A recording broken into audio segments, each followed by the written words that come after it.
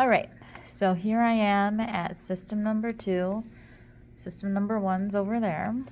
I'm going to go to the Windows button, the Windows Start button, hit that, hit Settings,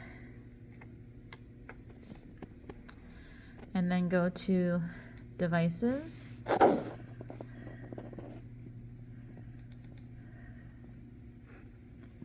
Printers and Scanners, and then I'm going to add a printer or scanner.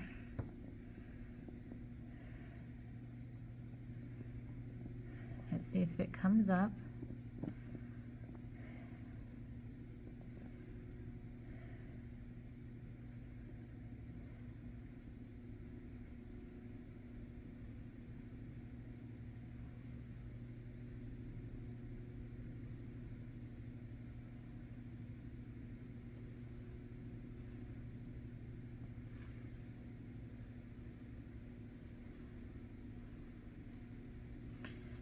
It did not come up, so I'm gonna